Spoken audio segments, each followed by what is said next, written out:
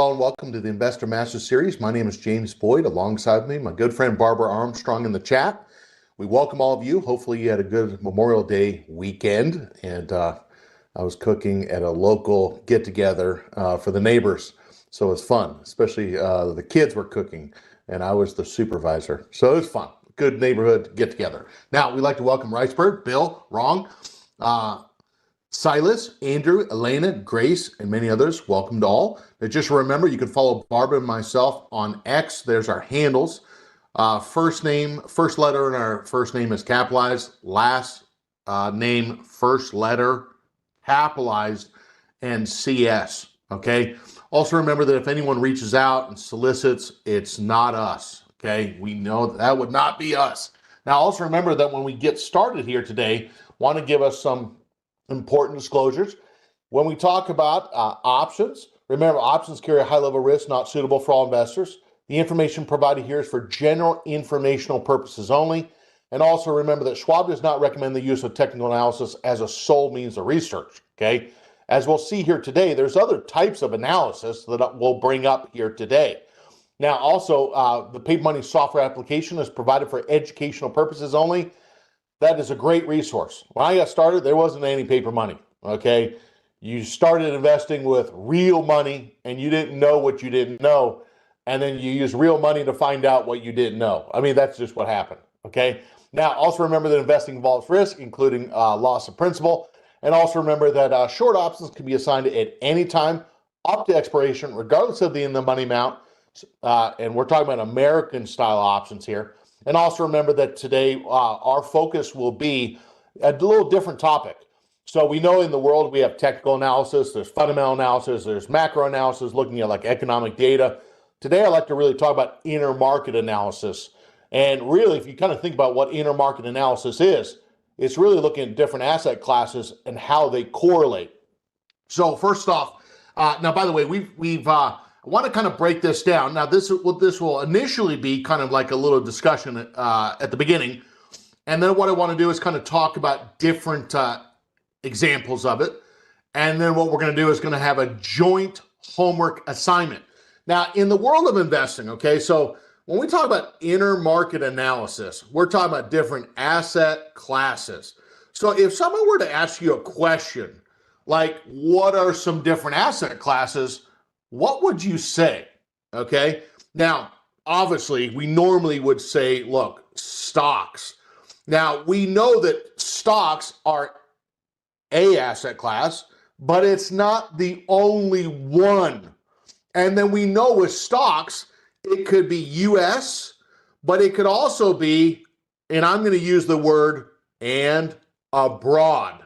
Okay. You might use another word. I'm going to use the word abroad, okay? Now, we know that, for example, that if we live in the U.S., okay, some investors here might be just doing U.S. stocks, but some people actually here in the U.S. don't just invest in the U.S., they invest in the U.S. potentially and abroad, okay? Now, some of you are living abroad and you're investing in different markets and also perhaps even in the U.S., so it can happen both ways. So if we kind of said, well, what are some of these other asset classes? And by the way, we're going to talk about why does it matter? Now, we know that let's say if the markets are, let's say, volatile, if they are volatile, some investors might invest, and I'm going to kind of label it as invest money for return, okay? Now, when we talk about that's really discussing rates and prices, okay? Now, when I say something like that, invest money for return, give me an example of what I'm talking about. What am I talking about?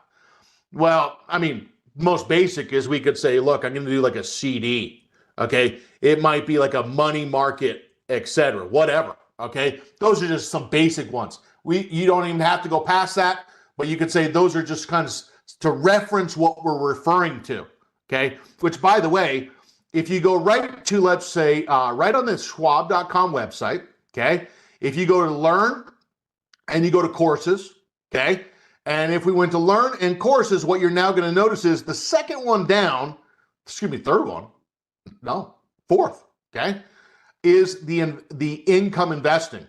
So if you actually said, hey, James, if I actually went in there to income investing, what type of topics does it discuss? Growing streams of income. If I click on that, you're now going to notice that some of the topics they talk about dividend stocks, dividend stock analysis. They also talk about different types of income products and also analysis and so on. So that was a great resource. Now, by the way, most people probably in their life at some point are going to probably come to that area where they say, look, I have assets now. Now I want to try to actually invest money for a potential return. Now, I'm going to kind of put these in red. These are going to be our asset classes. Any other type of asset classes? Well, we're going to call it the US dollar, okay?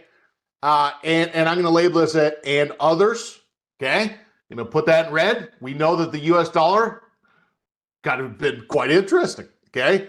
We're also going to label as commodities, okay?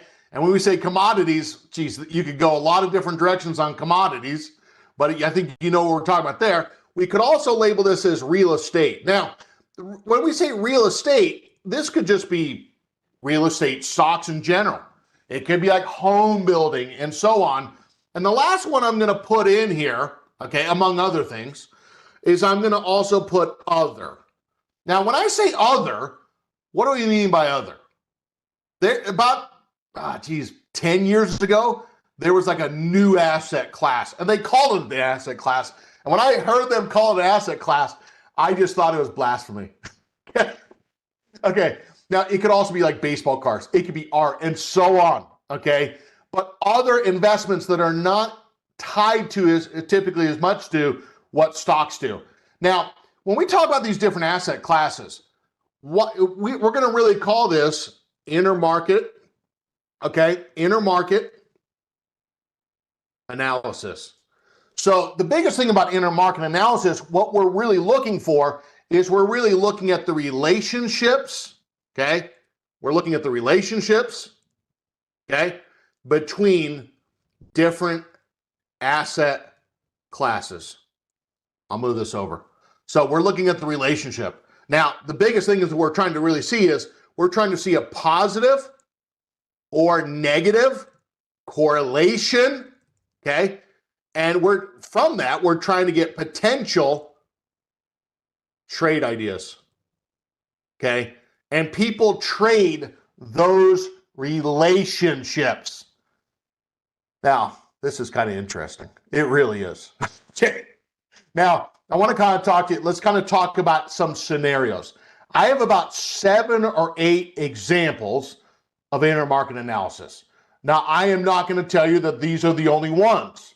Matter of fact, we're going to do a homework assignment together in class, after class, where we kind of say, are there any other relationships that you noticed? Okay.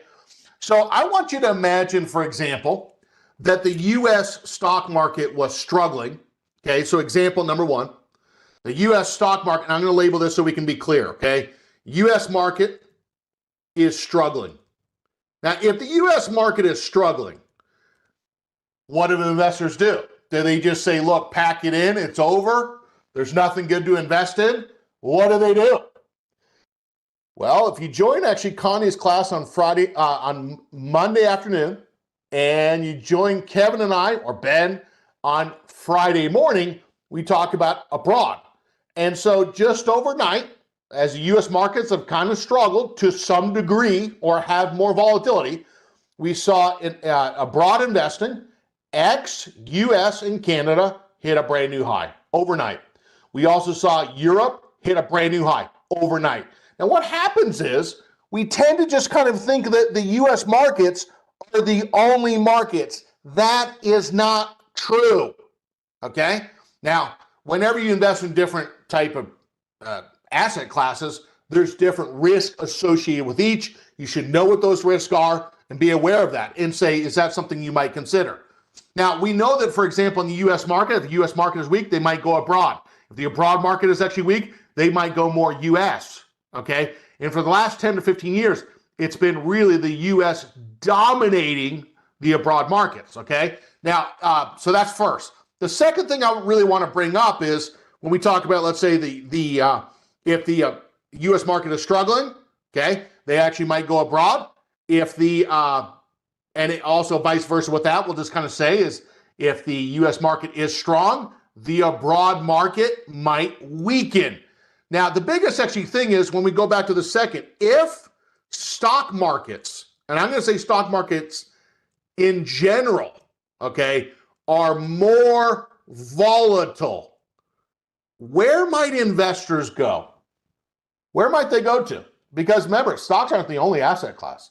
If the stock markets in general are more volatile, where might they tend to go? If stocks are more volatile, what happens to the US dollar? Well, if stocks tend to actually go, if the stock market is more volatile, the US dollar historically has actually gone up as people have favored cash, historically, when we've had less inflation.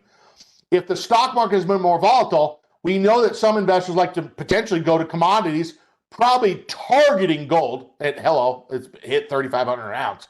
And then some investors, if the stock market is more volatile, they might say consider maybe more income producing type strategies or other things in general, which you know where we're going with that. Now, the other thing is, could some investors say, look, I'm going to park my capital in short-term type instruments? And that's an option.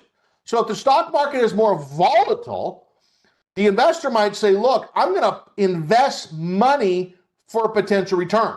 And they could choose what type of product they actually want and maturity length.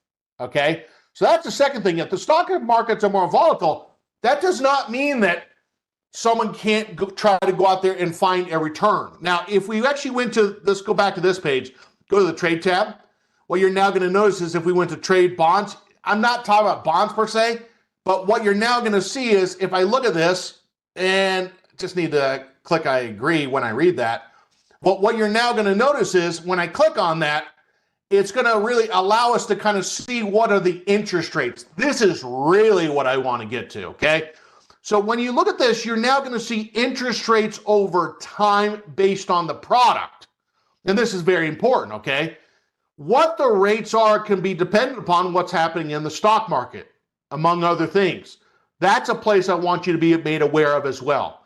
So that's the second thing is if the stock markets are in general more volatile, could investors be going to a different asset class, investing money for return?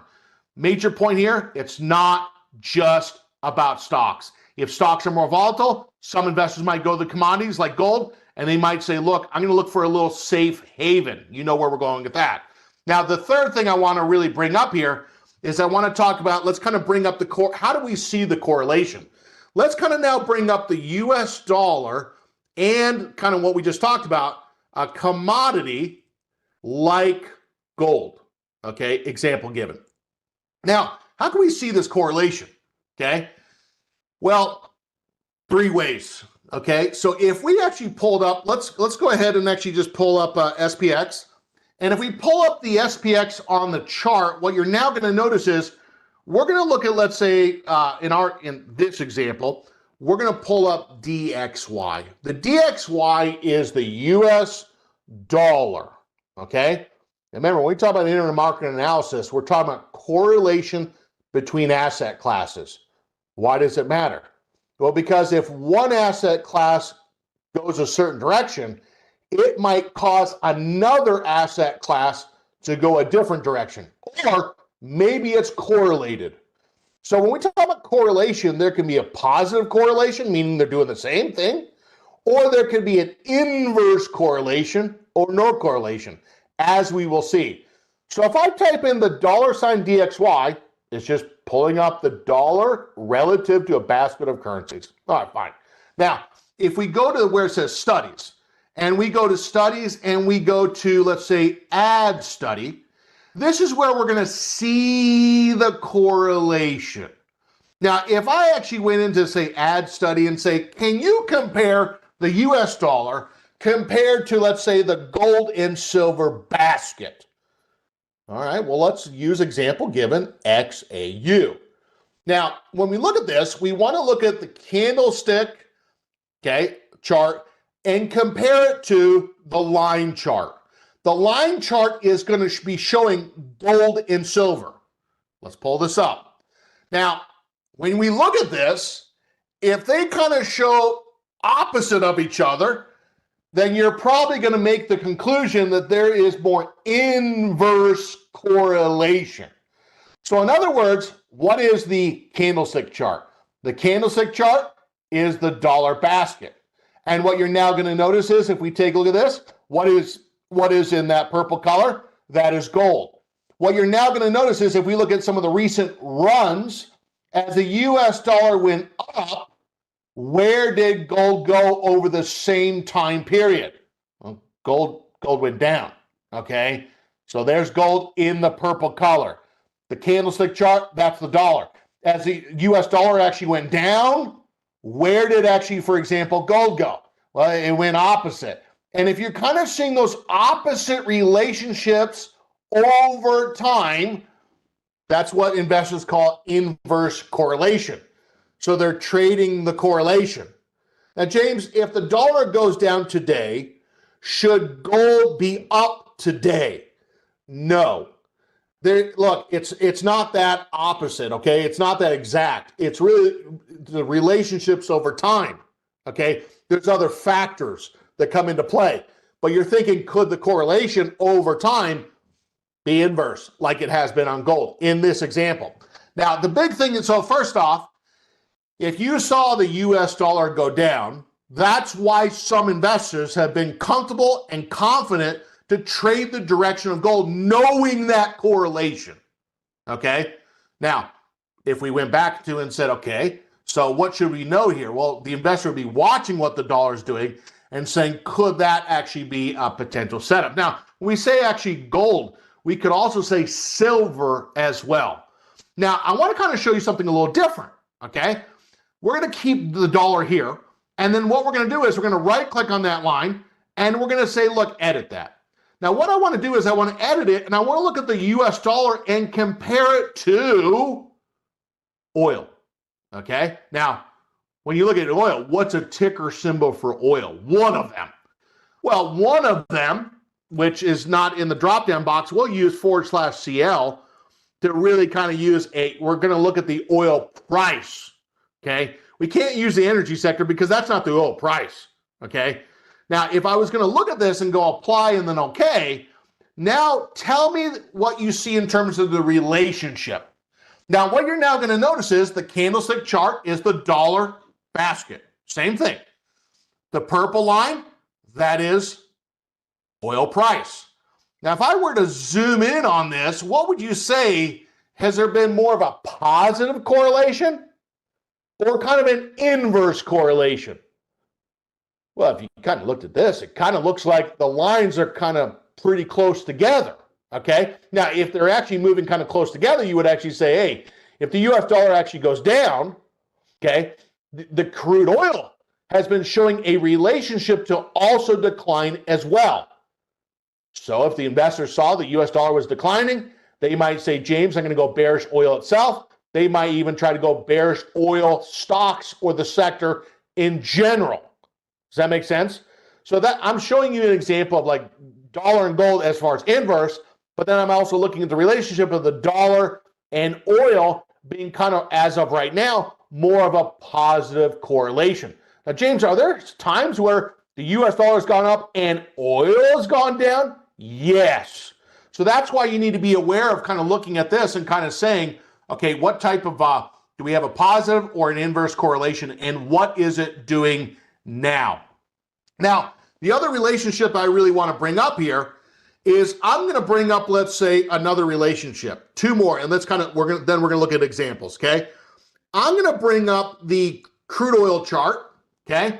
And then what I'm going to do is I'm going to look at this in relationship to oil. We know that oil and airlines, okay?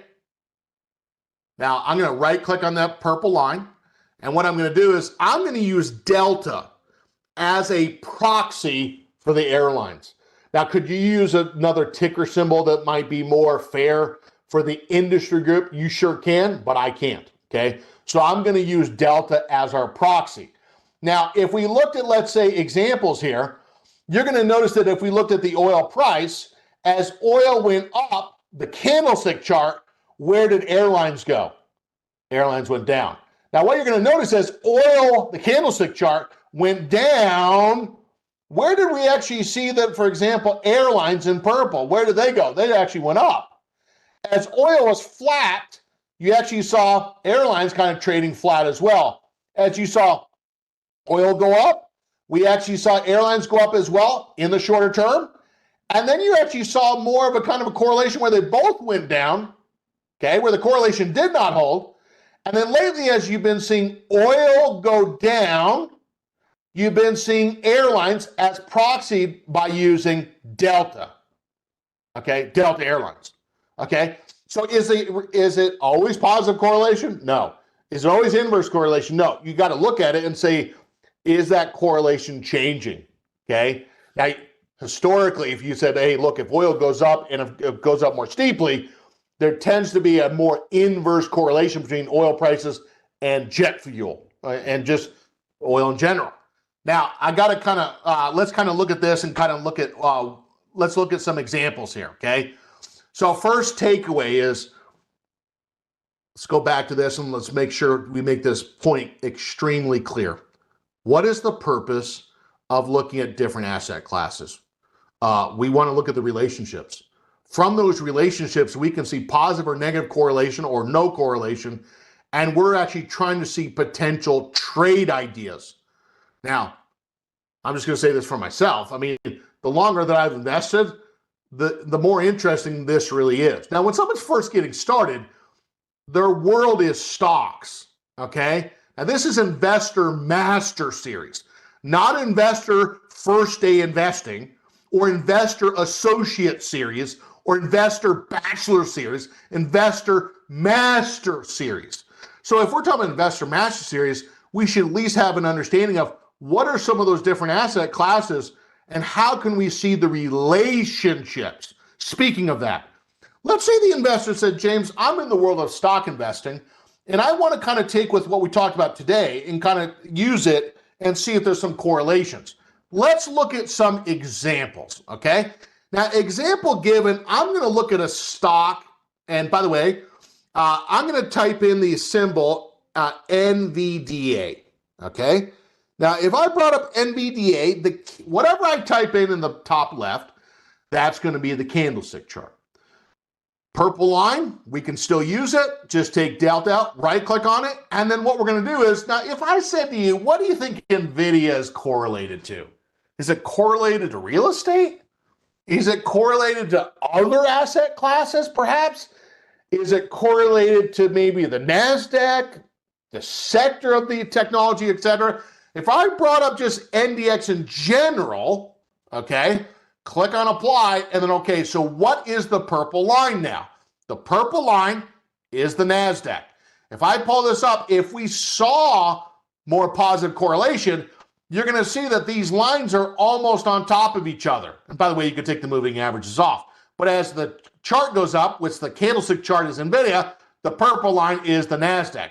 So in other words, if someone said, James, I am bullish the NASDAQ, they might choose stocks that have had a higher recent correlation and historical to actually what stocks have exhibited a historical pattern and current pattern to actually going up if the NASDAQ has gone up. If we actually look at this as of late, when the purple line, the NASDAQ went up, did the NVDA also go up as well? And we could actually see that it has shown that, okay? So you do not have to do this in other asset classes. You could take what we taught and say, I'm going to just use maybe the index or the sector or industry group and look at stocks that are correlated to that basket. Now, kind of a different one, if I brought up Goldman Sachs for a second, and we'll look to do this as a trade idea. If I looked at Goldman Sachs and I said, hey, is Goldman Sachs related to the SPX? Okay, same idea, but we're looking at the SPX. And if someone said, James, I am bullish the market, what you're now going to notice is, man, the lines, when the S&P purple line went down, so did Goldman Sachs. When we actually saw the purple line go up, so did Goldman Sachs. Now, what's another way? So we made this point. We could actually look at the line differences, right? Candlestick to line chart. How else could we see this? Well, I could go right to the edit studies, click on the edit studies, And what I'm going to do is I'm just going to type in correlation. Okay. Now, if I click on correlation, it defaults to correlation over the last 10 days, and it's correlated to the SPY. Well, what is this going to do?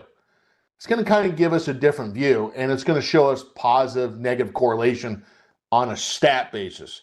If I click on this and click on apply now, we're now going to see, now I'm going to keep it the default. Do you have to have the SPX? Absolutely not. If you don't want the SPX, you could click on the gear right there, and you could just type in a different symbol. That's all you got to do. Simple. And you could also type in a different duration of time.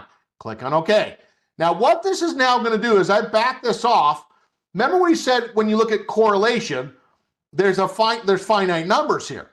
It doesn't go to infinity, okay? And if you look at this, what you're now going to notice is anything that actually has, oh, that didn't want that. Okay, let me try that one more time. Okay, there we go. So 1 is positive correlation. If one goes up, the other one went up.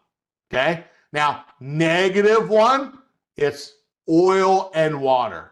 Inverse correlation.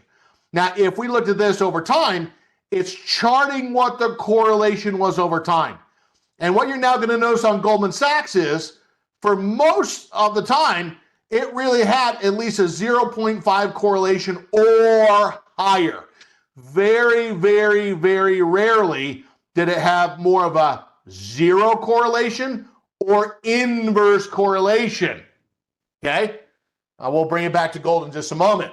But what you're now going to notice is, so if someone said, look, I'm going to be long Goldman Sachs, they're looking for things that have had a history of actually high correlation to the industry, index, sector industry group, because else why would you buy Goldman Sachs? Okay, so if someone said, I want to be bullish the SPX, again, they're looking for stocks that have had the correlation, okay, and are currently showing that correlation. If we said, well, let's go back to just real quick, let's go back to that, just real quick, the US dollar, and let's go back to, let's say, down at the bottom, we got the US dollar, and let's kind of compare this to, let's say, right click on that, edit study, but let's put this to, let's say, gold, okay? One way we can look at it. And let's kind of look and see if there's more of a negative correlation, okay? And again, all your correlation that you're going to be looking at is not going to be positive. It could be, but sometimes you're going to see things that might have an inverse correlation. I got a question coming for you on that. Be prepared. The US dollar compared to gold, okay? And by the way, could we use the XAU? Yes, let's do that, okay? To be consistent with what we did in the past, XAU, okay? There's XAU. That's looking at the gold and silver basket. Did it really change anything? No. Bulk of the time, what you're going to notice is 0 is no correlation. And what you're going to notice is a majority of the time, you're going to see the US dollar and gold, silver has more of a negative correlation. Currently, it's really showing if one goes down, the other one goes up, okay? And this is looking at the average over the last 10 days, not 1 day, 10, okay? So correlation is typically not looking at the last 1 day. It's looking at over the last 10 days, what's the general correlation that's happening, okay? That's how we can see that. Now, if we take a look at this, comment comes in for probability trader. JB, does the correlation length, should it match the trader length? I think it could, but I think when it goes back to correlation, if someone said, I'm really a trader that does 1 or 2 day trades, so therefore I'm going to use a 1 to 2 correlation, I think the floor of correlation should probably be 10, okay? Because when you're really talking about correlation, if the investor trades a 1, 2, 3 day time frame and they adjust that time frame down to 1, 2, 3 days, I don't think you're really looking at enough data to truly get a general sense of correlation. It can be almost too short, okay? So if someone said I trade 2 to 3 days, could they still be looking at the 10-day correlation to get a general sense of what that correlation has been and is currently? Yes. So in our example, you'd probably use 10 days as a floor for a minimum duration of time to get a general sense of what that correlation is, okay? Now what I want to do is I want to kind of like mix this. So we went from let's say a stock to an index. But wonder if you went to, let's say, a stock to a sector. All right, so that's not too bad, okay? Now, what I'm gonna do is on this is, before we actually move, and I'm gonna kind of do these a little faster, but what I'm gonna do is I'm gonna go back to the paper trade, and I'm gonna go back and try to use that correlation. And I'm gonna wonder if that relationship is really gonna continue. So first trade example number one is we're gonna go back to NVIDIA for just a second, and we know that there's earnings, we get it. And what we're gonna do in first trade example number one, using this, is we're gonna go to the trade tab, and what we're gonna do in this case is we're gonna go type in NVDA, okay? And what I'm gonna do is over the earnings, okay? Now, if we talk about over the earnings, and there could be gap up or gap down, the investor might say, James, I wanna have a defined risk trade. Okay, so with defined risk trade, one of them, or two of them, might just be, let's say, a long call vertical or short put vertical. If someone said, look, I want to trade more, greater likelihood that the investor could be right, would probably choose a short put vertical between those one or two, hence a lower break even. Now, what I'm going to do in this case is, for time's sake, I'm going to go down and sell the put that really has a delta of 30 or less. Now, the closest one I can get to that, okay, that has some open interest, is the 128. Now, there's lots of strikes here, which gives options to kind of pick something kind of more within the realm of what they want to take in terms of risk, and it's going to change how many contracts they do. We're going to sell vertical, and we're going to choose more of a standard $5 wide strike.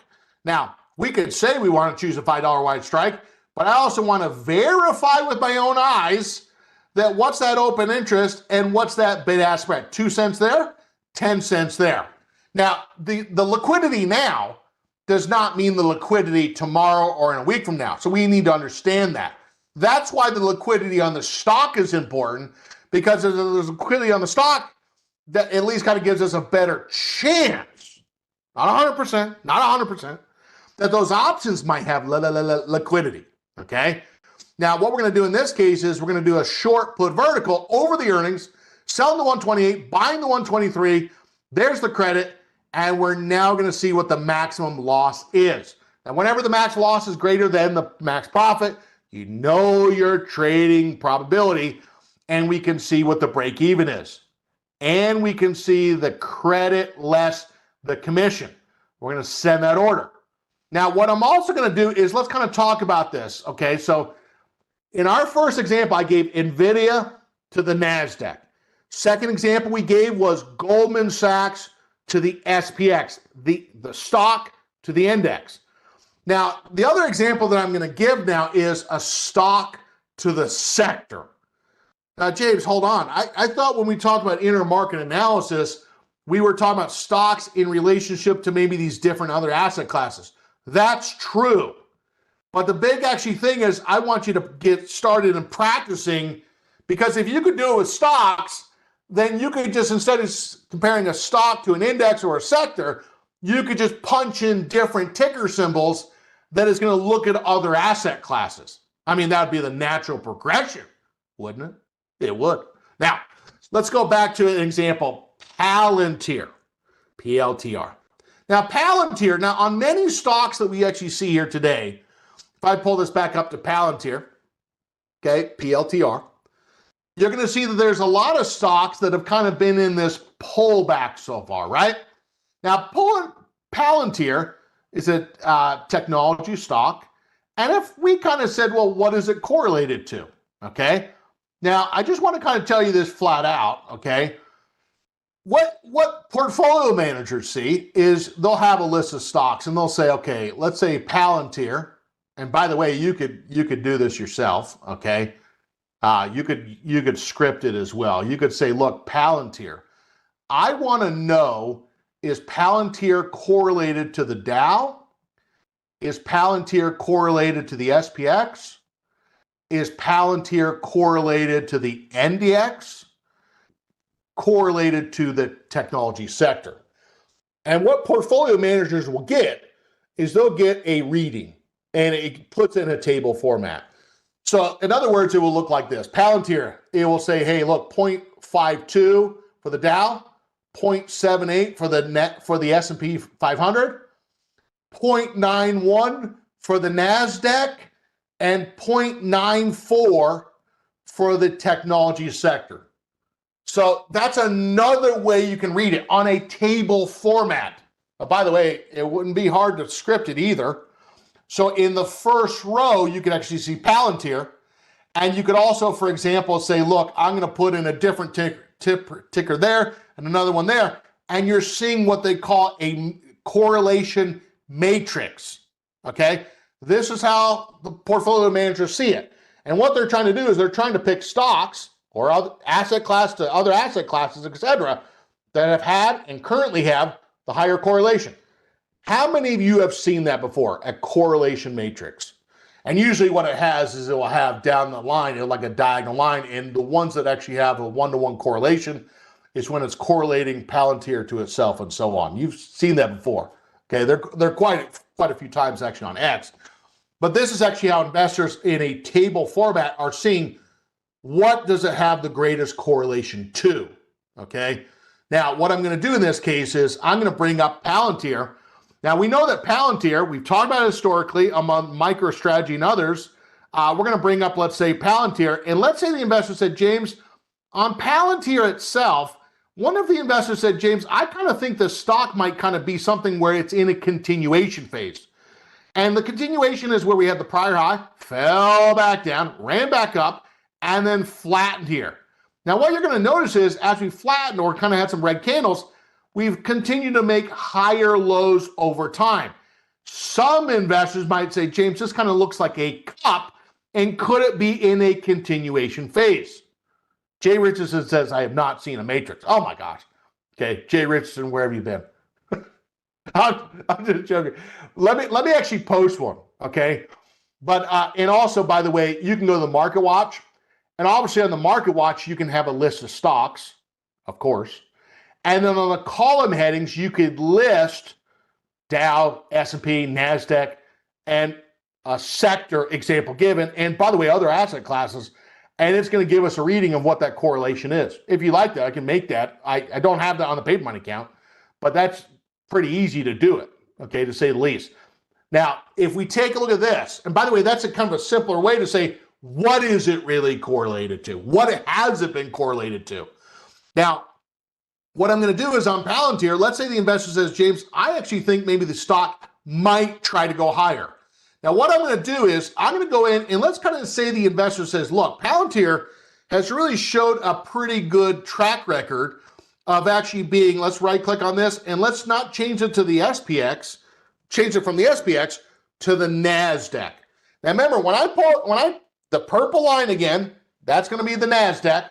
And if we're saying, is there more of a positive correlation, you're now going to see that, and I'm doing this one on purpose, when one went down, the NASDAQ went down, so did Palantir.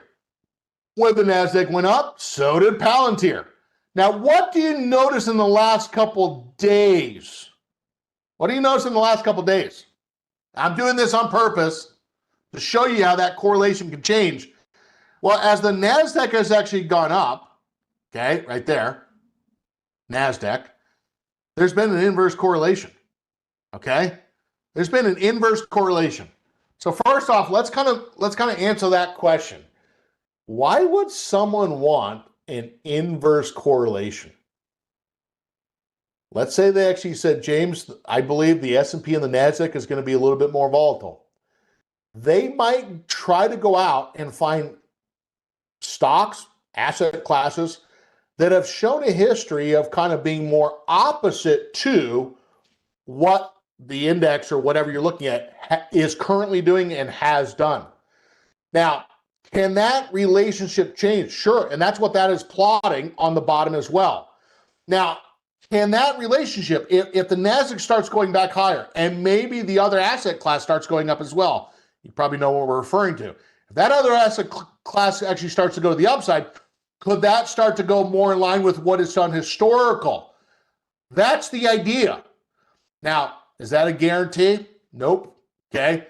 But that's pretty unusual to see it have more of an inverse correlation. A majority of the time, what you're going to notice is it at least has some positive correlation, but Palantir has really shown historically, and by the way, you should bring that up and say, what is Palantir correlated to, number one, and say, does it have, maybe is the NASDAQ not the best correlation, okay? Now, I know a symbol that we could actually use, but I won't bring it up.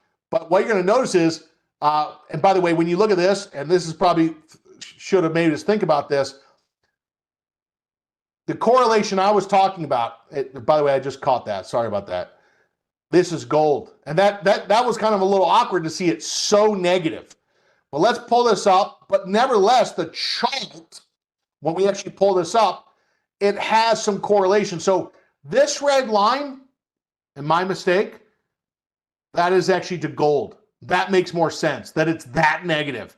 If I came down here to the bottom and pulled up the NDX just to see, okay, probably is that not that negative, and it's not. But what you're now going to notice is it does have some times, though, where it does have more of a zero correlation. Now, this graph makes more sense.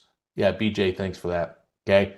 Yeah, because you're thinking, geez, Palantir, was it really that inverse? That type of inverse correlation of like 0.75 negative, that's like the US dollar in gold or the S&P in gold, okay, a lot of times.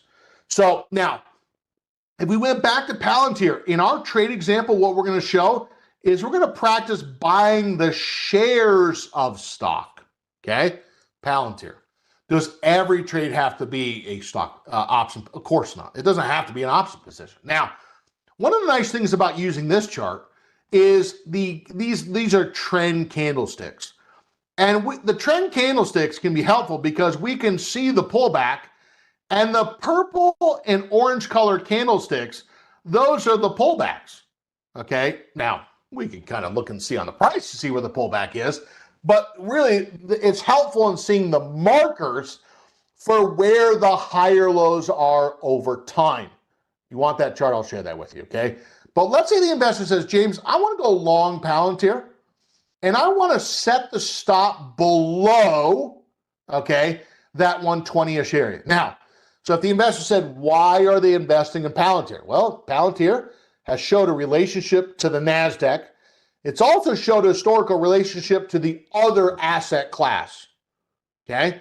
Now, what I'm going to do is, where's that last higher low? It's right around 120.40. If I take 120.42 less 2% or 3%, in our example, we'll go 2%. We're going to set the stop at that price or less.